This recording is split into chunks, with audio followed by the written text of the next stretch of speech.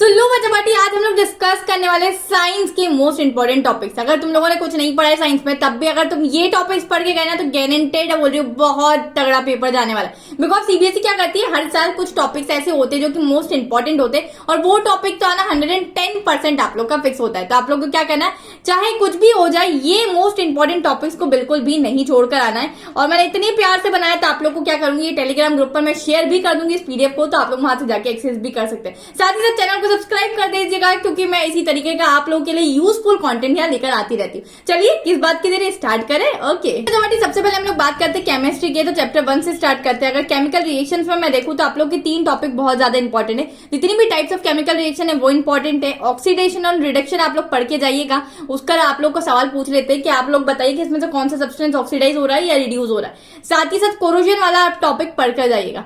बात करते हैं सेकंड चैप्टर की, that is acid basis and salt. तो अब इसमें आप लोग का कौन सी चीजें इंपॉर्टेंट है, तो रिएक्शन यार बहुत इंपॉर्टेंट है। तो आप लोग क्या करना, सबसे पहले एक रिएक्शन का एक पेपर लेना, उस पर सभी इंपॉर्टेंट रिएक्शन आप लोग लिखते जाना। एक इंपॉर्टेंट रिएक्शन का मैं अलग से वीडियो आप लोग के लिए बनाऊंगी कि आप लोग को समझ पड़ जाएगी कौन कौन सी रिएक्शन बहुत ज्यादा आप लोग के लिए इंपॉर्टेंट है। तो reaction of acid and bases, तो ये सभी रिएक्शन करके जाना।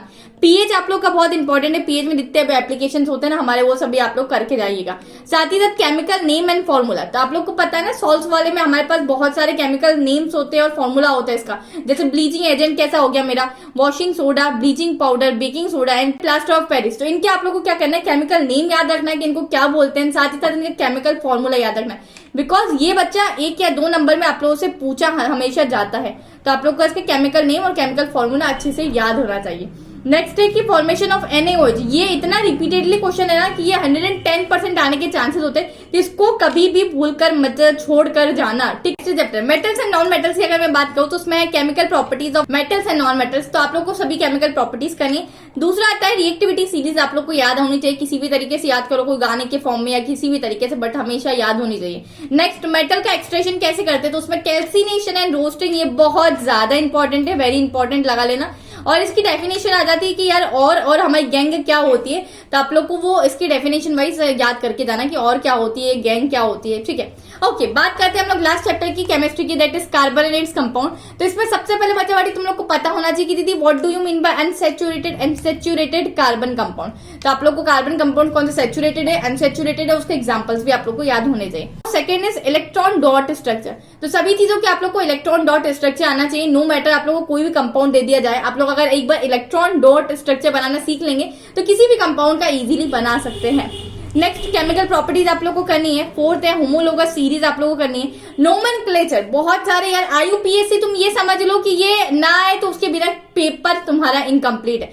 हमेशा कार्बोनेट्स कंपाउंड से आप लोग को आईयूपीएससी आना फिक्स्ड है, तो आईयूपीएससी को बहुत अच्छे तरीके से करके जाना।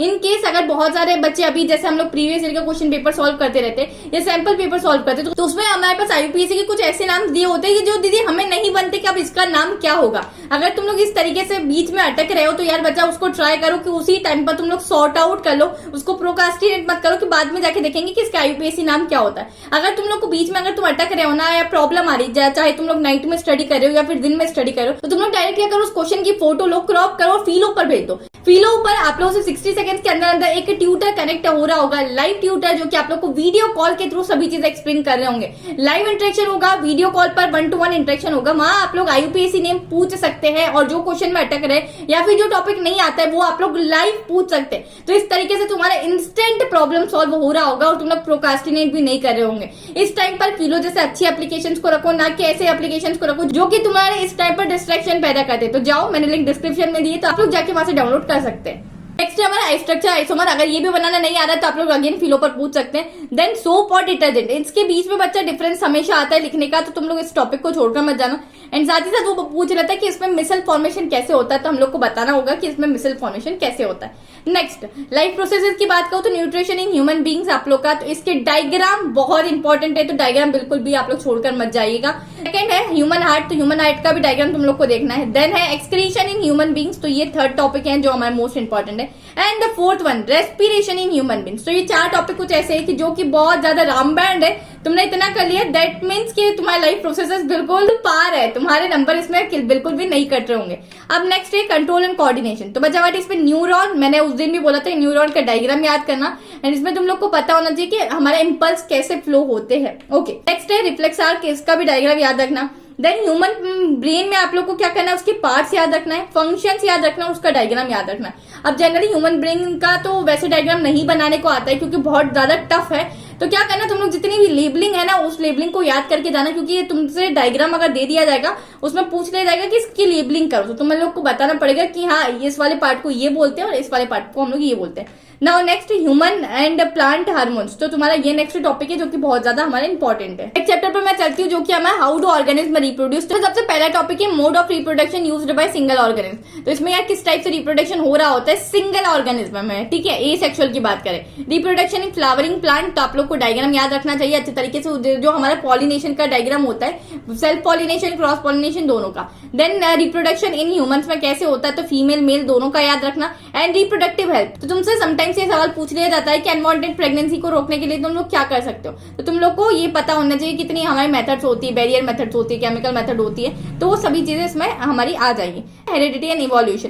अब इस चैप्टर में तुम लोग को सबसे ज्यादा जो इंपॉर्टेंट है ना वो है हमारा मेंडल्स लॉ ऑफ इनहेरिटेंस। इसमें तुम्हें बताना है F1 कैसी होती है, F2 जनरेशन कैसी होती है और P जनरेशन हमारी कैसी होती है। तो ये सारी चीजें तुम लोग को बहुत अच्छे तरीके से आनी चाहिए। इसके ऊपर क्वेश्चंस भी बहुत सारे आते हैं, तो तुम लोग क्वेश्चंस की प्रैक्टिस जरूर करके जाना।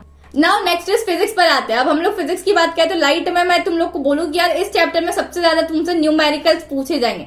अब न्यूमेरिकल्स कैसे होंगे, तो न्यूमेरिकल्स यार 3 टाइप से तुमसे पूछे जा सकते हैं। सबसे पहला जो हमारा मिरर फॉर्मूला होता है तो उस पर न्यूमेरिकल्स तुमसे पूछ लिए जाएंगे। देन होता है मिरर फॉर्मूला का जो मैग्निफिकेशन वाला पार्ट होता है वो भी तुमसे पूछ लिया जा सकता है, तो मैग्निफिकेशन का भी तुम लोग को फॉर्मूला अच्छे से याद होना चाहिए। देन सेकंड हमारे पास होता है लेंस फॉर्मूला, तो लेंस फॉर्मूला और उसका मैग्निफिकेशन, और इसमें पावर के न्यूमेरिकल्स आते हैं, तो पावर के भी न्यूमेरिकल्स तुम लोग करके जाना, स्ट्रॉन्ग कर लेना न्यूमेरिकल्स को, क्योंकि बहुत ज्यादा न्यूमेरिकल्स इससे और हमारे इलेक्ट्रिसिटी वाले चैप्टर से पूछे जाते हैं। अब इसकी डेफिनेशन में कौन कौन सी डेफिनेशन आ सकती है, तो आप लोग की पोल की आ सकती है, फोकल लेंथ की और रेडियस ऑफ कर्वेचर की डेफिनेशन आ सकती है। अदरवाइज इसमें ऐसा भी कुछ नहीं है कि जो आने लायक है, ये इंपॉर्टेंट था। अब मैं बात करती हूँ ह्यूमन आई की, तो ह्यूमन आई में आप लोग देखो कि ह्यूमन आई का डायग्राम इंपॉर्टेंट है, देन उसके फंक्शंस और कौन कौन से हमारे डिफेक्ट्स हो जाते हैं, एंड उस डिफेक्ट को हम कैसे करेक्ट करते हैं। तो मतलब डिफेक्ट में जैसे मुझे मायोपिया हो गया है, हाइपरमेट्रोपिया हो गया या प्रेस बायोपिया, तब इसको करेक्ट कैसे करते हैं और कौन सा लेंस यूज करते हैं, तो ये तुम लोग को अच्छे तरीके से आना चाहिए। सो नेक्स्ट है मेरे पास प्रिज्म। प्रिज्म में आप लोग को डिस्पर्शन आना चाहिए,